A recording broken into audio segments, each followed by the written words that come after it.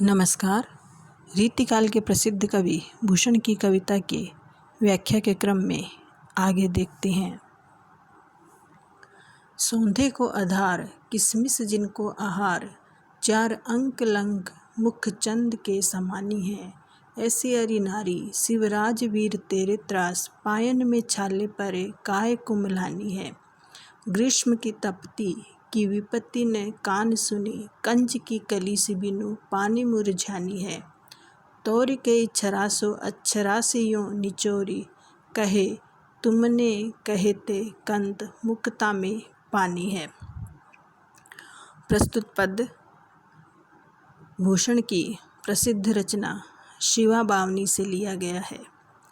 शिवा बावनी के अनेक पदों में कवि ने शत्रु पक्ष की, मुगलों की, स्त्रियों की दीनहीन दशा का वर्णन किया है। शिवाजी के भय से उन स्त्रियों की क्या स्थिति हो गई थी, किस प्रकार वे जंगलों में मारी मारी फिर रही थी, भय के मारे कैसी उनकी हालत हो गई थी, इसका वर्णन उन्होंने अनेक पदों में किया है। प्रस्तुत पद भी इसी प्रकार का है, जिसमें उन्होंने शत्रु पक्ष की स्त्रियों पर शिवाजी के युद्धों के प्रभाव के परिणाम स्वरूप हुए परिवर्तन का वर्णन किया है। सौंधे को आधार कि जिनका जीवन सुगंध पर ही निर्भर था। सौंधे को आधार जिनका जीवन सुगंधित पदार्थों पर निर्भर था, अर्थात वे आनंद और सुख का जीवन व्यतीत कर रही थी, सुख भोग के साधनों का उपभोग कर रही थी। तो सुगंधित पदार्थ ही, जिनका जीवन ही सुगंध पर ही निर्भर था, किसमिस जिनको आहार, और जिनका भोजन क्या था, किसमिस जैसे मेवे इत्यादि। जो उनका भोजन था वह किसमिस इत्यादि मेवे थे। और चार अंक लंक मुख चंद के समानी है। लंक कमर, उनकी जो कटी है, जो शरीर का मध्य भाग है, चार के अंक के मध्य भाग के समान जिनकी अत्यंत पतली कमर थी। चार अंक लंक, चार का जो अंक होता है उसके मध्य भाग के समान जिनकी अत्यंत पतली कमर थी, और जो सौंदर्य में मुख चंद के समानी है, और जो सौंदर्य में चंद्रमा को भी लजाती थी, जिनका मुख जो है सुंदरता में चंद्रमा के समान था। ऐसी अरि नारी, अरि शत्रु, ऐसी शत्रु पक्ष की स्त्रियां, शत्रुओं की स्त्रियां, शिवराज वीर तेरे त्रास, हे शिवराज, हे शिवाजी, आपके भय से पायन में छाले परे काय कुम्हलानी है। ऐसी शत्रुओं की स्त्रियां, हे वीरवर शिवाजी, आपके भय के मारे भागती चली जा रही है, जंगलों में वनों में भटकती फिर रही है, अपने आप को छिपाने का प्रयास कर रही है। और ऐसे चलते चलते, भागते दौड़ते पायन में छाले पड़े, उनके पैरों में छाले पड़ गए हैं, क्योंकि वो हमेशा ही महलों में रही, सुख सुविधा की जिंदगी का उपभोग करती रही, कोमल शरीरा है, सुकुमार है, तो उन्हें कभी भी पैदल चलने का अभ्यास नहीं था, कभी जंगलों में भटकने का अभ्यास नहीं था।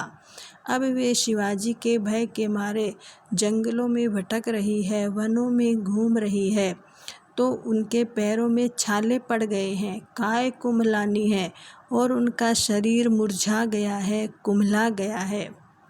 ग्रीष्म की तपति की विपत्ति ने कान सुनी।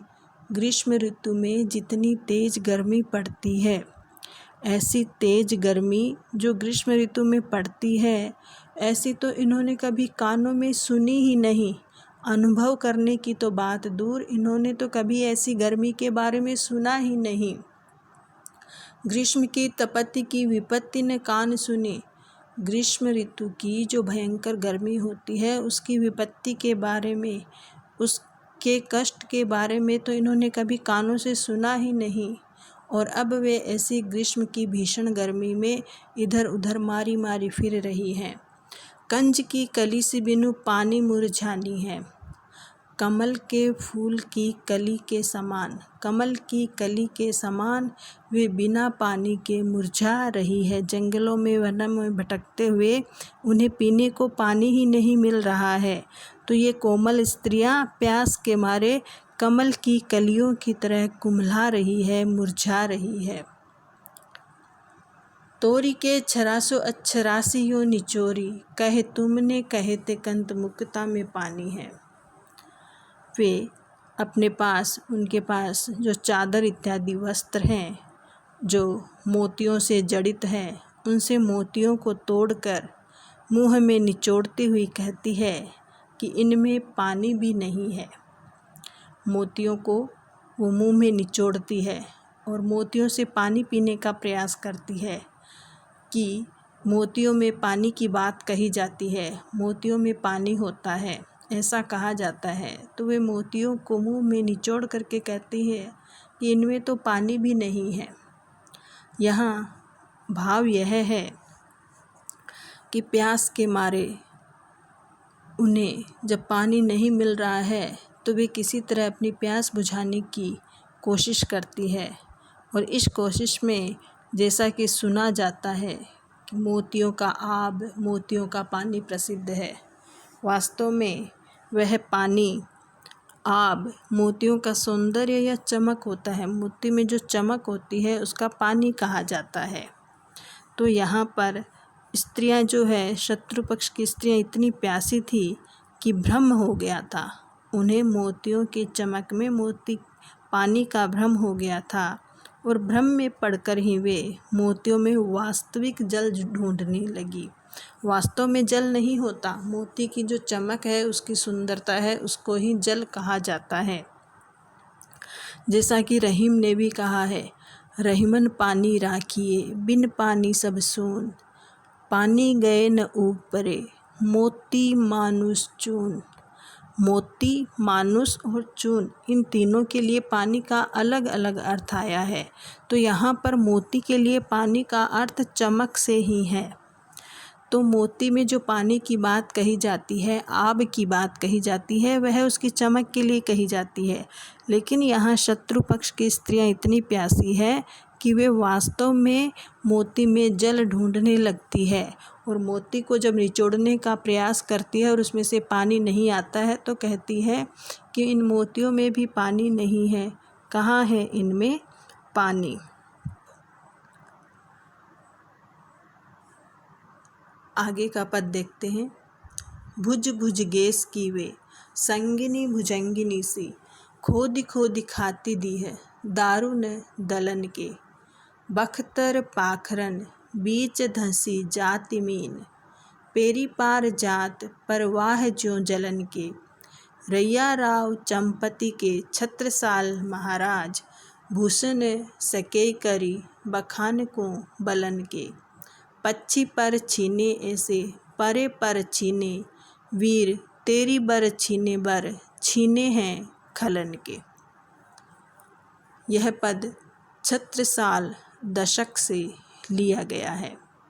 जैसा कि मैंने पहले बताया है, भूषण की 3 रचनाएं प्रसिद्ध है, शिवराज भूषण, शिवा बावनी और छत्रसाल दशक। भूषण अनेक राजाओं के आश्रय में रहे, जिनमें महाराज शिवाजी और छत्रसाल बुंदेला प्रसिद्ध हैं, प्रमुख हैं।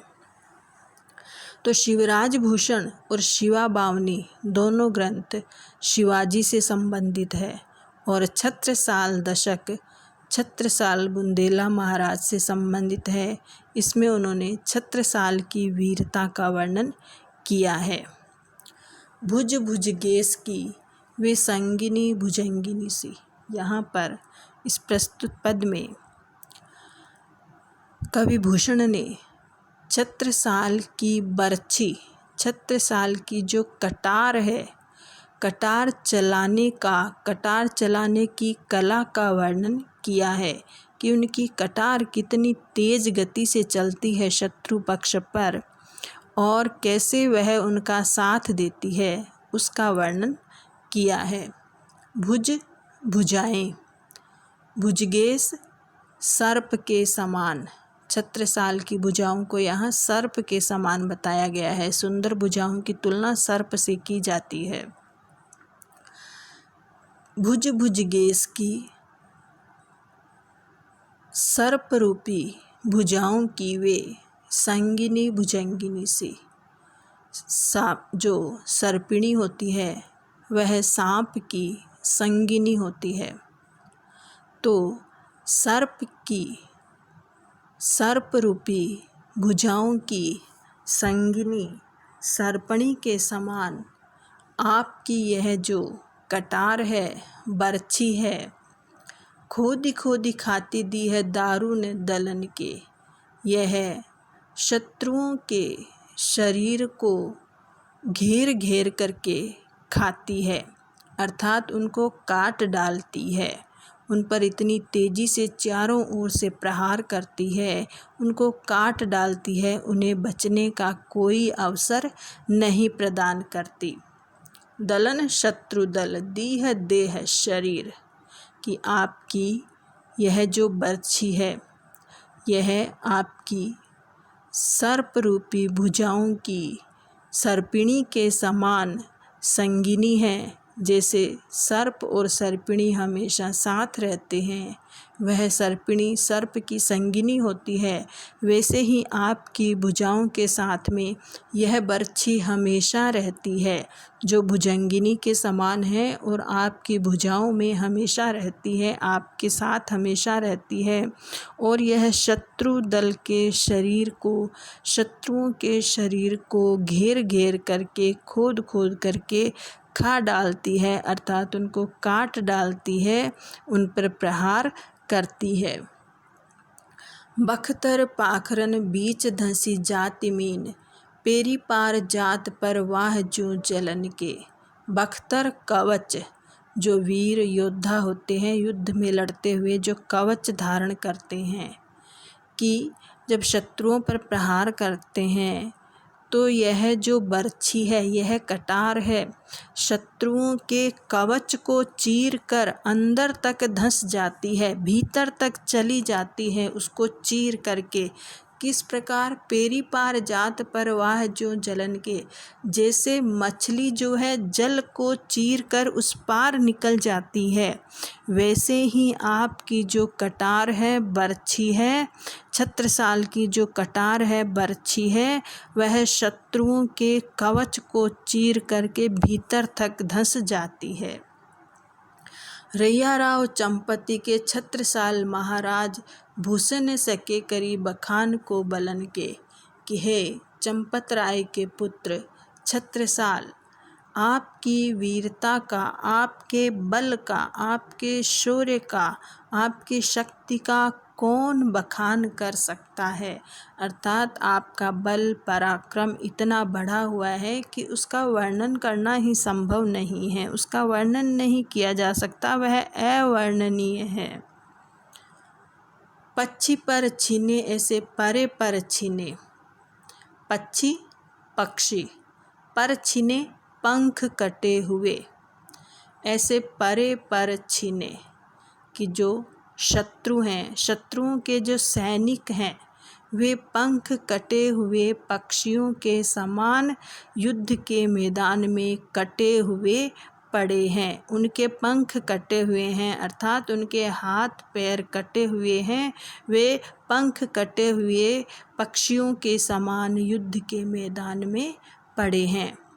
वीर तेरी बरछीने हैं खलन के, कि हे वीर, हे छत्रसाल वीर, तेरी बरछी ने, तेरी कटार ने शत्रुओं के श्रेष्ठ वीर छीन लिए हैं। अर्थात शत्रु पक्ष के जो बड़े बड़े योद्धा हैं, जो बड़े बड़े वीर हैं, उनको तेरी बरछी ने काट डाला है, उनको मार गिराया है।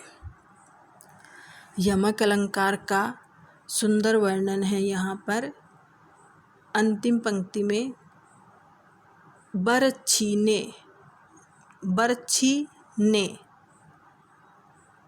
जो कटार है उसके लिए आया है, कटार ने, बरछी ने, तुम्हारी कटार ने, तुम्हारी बरछी ने। और जो दोबारा बर और छीने अलग अलग है, बर श्रेष्ठ के लिए हैं, छीने छीन लेना। पहला बरछी ने, कटार ने या बरछी ने, और दूसरा बर छीने, जो अलग अलग हैं, बर और छीने। बर मतलब श्रेष्ठ, छीने छीन लिए हैं, अर्थात उनको मार डाला है, श्रेष्ठ वीरों को समाप्त कर दिया है, उनको मार डाला है। भुज भुजगेसकी में रूपक अलंकार है, भुजंगिनी सी में उपमा अलंकार है। इस प्रकार यहाँ पर छत्रसाल की वीरता का ओजपूर्ण वर्णन, ओजपूर्ण शैली में वर्णन किया गया है। धन्यवाद।